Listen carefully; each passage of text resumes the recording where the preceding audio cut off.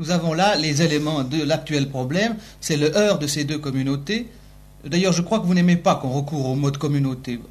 Oui, je n'aime pas qu'on parle de communautés humaines en Algérie. En réalité, nous sommes beaucoup plus près de la vérité en disant qu'il y a deux camps.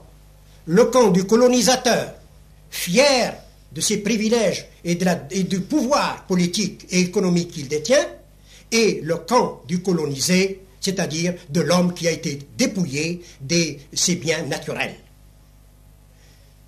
Pour qu'il n'y ait plus de camp et pour qu'il y ait communauté algérienne unifiée, il est indispensable que l'Européen renonce définitivement aux vestiges du concept colonial, c'est-à-dire qu'il se dépouille de ce complexe de supériorité raciale et que l'Algérien recouvre sa dignité d'homme.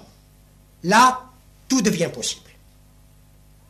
Donc, ces deux camps antagonistes maintenant, est-ce que vous estimez qu'ils pourraient un jour parler le même langage? Est-ce que vous estimez que ces deux camps pourraient devenir réellement la communauté? C'est-à-dire une communauté où il ne serait pas seulement des Algériens, c'est-à-dire des Arabes et des Berbères qui ont précédé là tout établissement européen. Est-ce que vous estimez possible une cohabitation de ces Européens qui sont venus et de ces autochtones qui étaient là avant?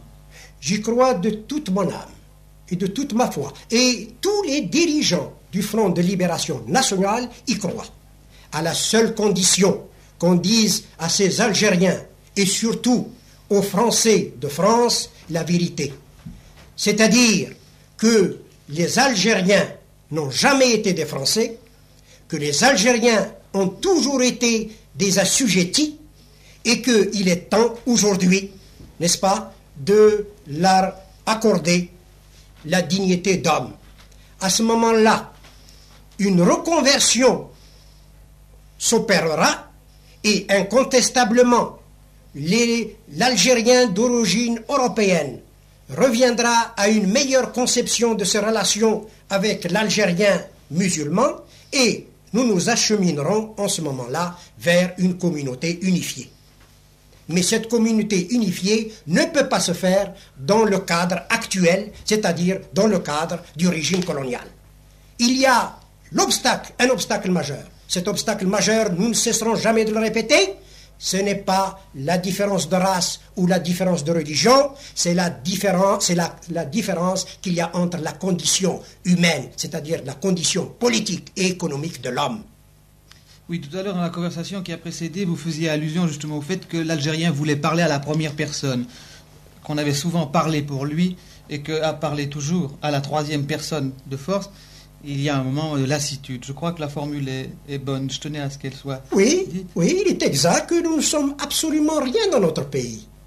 Et moi qui aime les comparaisons un peu historiques, quoiqu'elles ne soient pas exactes dans les situations actuelles, je dirais que le peuple algérien, c'est le tiers-État. Qui est-il? Rien. Que veut-il être? Quelque chose. Que doit-il être? Que doit-il être? Tout. Évidemment, ce rapprochement historique est inexact parce que les Français étaient entre eux, tandis qu'en Algérie, nous sommes en présence d'un peuple qui a été dépouillé de ses biens en face d'une minorité européenne qui, forte de ses privilèges et surtout de son origine raciale. Car en Algérie, nous sommes bien en face d'une discrimination raciale. Et ça, les Français et le monde civilisé ne devraient jamais l'oublier.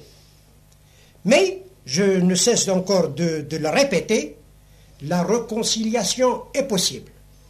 Il est possible qu'Algériens d'origine européenne, qu'Algériens d'origine autochtone puissent vivre ensemble et construire la même patrie à la condition que nous sortions le plus tôt possible de concept colonial. Et pour en sortir, il est indispensable que la France cesse de nous faire la guerre. Le Front de Libération Nationale, et je crois que là il nous faut aborder un peu le problème politique. Le Front de Libération Nationale estime-t-il possible justement un accord négocié avec le gouvernement français sans intermédiaire étranger? Le Front de Libération Nationale est toujours disposé à négocier directement avec la France. Et par conséquent, il estime cette négociation possible. à la condition, et je reviens toujours sur mon sujet, parce que vous avez beau tourner et retourner la question, nous revenons toujours au concept colonial, à la condition que le dialogue ne se fasse plus entre maîtres et sujets, entre colonisateurs et colonisés, entre vainqueurs et vaincus. Il est indispensable que l'Algérien recouvre sa qualité d'Algérien.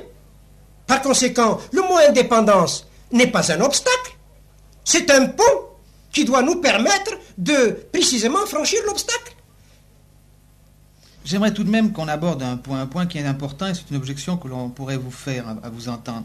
Estimez-vous que la présence française n'a pas transformé le pays? Estimez-vous que la présence française n'a pas amené un progrès dans le pays? Estimez-vous que le fait qu'une nation d'Europe, et ça c'est l'élément enfin, de toute colonisation, le fait qu'une nation d'Europe pénètre tout à coup dans un pays d'Afrique n'a pas amené évidemment avec tout ce que suppose justement une telle colonisation, cortège peut-être de l'humiliation, amener aussi une transformation économique.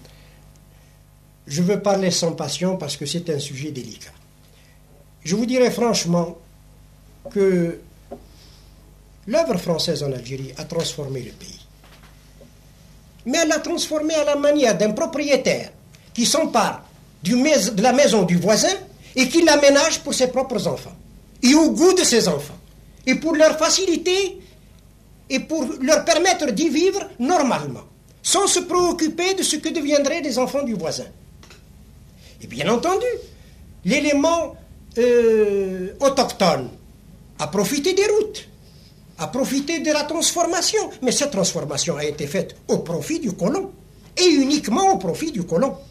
Ce qui a été fait pour l'autochtone et à l'usage l'a été fait à l'usage de la propagande. C'est resté, si j'ose dire, à l'état d'échantillon. Il n'est pas inutile de rappeler que la prospérité du colon a pour origine d'abord notre asservissement.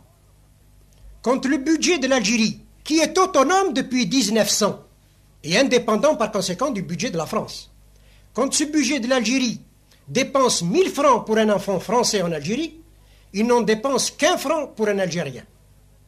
Nous n'avons pas d'école. Il y a exactement 2 millions d'enfants algériens d'âge scolaire qui ne peuvent pas être scolarisés, alors qu'il n'y a pas un seul Français en Algérie qui ne soit pas scolarisé. Nous n'avons pas d'école, pas de route, pas d'hôpitaux. Les hôpitaux dont fait état la propagande française sont tous situés dans les grandes villes, c'est-à-dire qu'ils ont été édifiés à l'usage de l'Européen. Les campagnes n'ont pas ni de médecins ni d'école. Nous avons été privés de nos meilleures terres. La fonction publique nous a été interdite. Notre commerce et notre agriculture sont sans soutien et sans crédit. La justice, l'armée, l'administration sont exclusivement entre les mains de la minorité française. Les Algériens doivent se contenter d'être des soldats pour défendre la liberté de la France, des contribuables pour alimenter le budget de l'Algérie et de la main-d'œuvre à bon marché pour contribuer à la prospérité de l'élément européen. Et j'ajoute que cette transformation à laquelle vous faites allusion a été en grande partie réalisée grâce précisément au travail des Algériens et aux ressources propres à l'Algérie. Il n'y a pas eu de grand investissement de capitaux français en Algérie. Ce qui a permis la transformation du pays, c'est ce qu'on a appelé les impôts arabes. C'est les ressources du pays et c'est surtout le travail des Algériens. Et ça, on a tendance à l'oublier en France. Le gouvernement français conteste au Front de Libération Nationale la qualité d'interlocuteur valable. Est-ce que l'on peut dire que le Front de Libération Nationale d'abord représente l'Algérie, donc toute l'opinion algérienne derrière lui, unanime, et qu'il représente aussi une force homogène, une force politique homogène?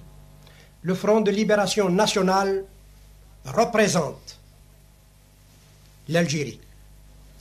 Je voudrais vous rappeler ceci. Avant l'insurrection du 1er novembre 1954, il existait des partis nationalistes en Algérie. Il y avait le mouvement pour le triomphe des libertés démocratiques, il y avait l'Union démocratique du manifeste algérien, il y avait l'organisation des oulémas, c'est-à-dire des réformateurs religieux et des enseignants de la langue arabe. Tous ces partis nationalistes se sont dissous et ont adhéré spontanément au Front de libération nationale. Mais il y a au moins une chose que la France ne peut pas nous contester au Front de libération nationale.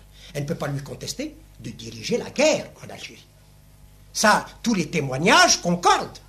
Si l'armée de libération nationale est vraiment dirigée politiquement par le Front de libération nationale. L'Assemblée des Nations Unies se penche une fois de plus sur le problème algérien. Votre opinion, s'il vous plaît, à ce sujet? Nous espérons toujours que l'Assemblée des Nations Unies, mieux informée, votera une résolution qui recommandera la paix en Algérie et surtout qui fera état du droit imprescriptible du peuple algérien à disposer de lui-même et de son indépendance. La paix peut revenir en Algérie. Le plus vite serait le mieux. Mais cette paix dépend au premier chef de la France. Que la France veuille négocier avec le peuple algérien et nous serons sur la voie à la fois de la paix, de la réconciliation et de la fraternité.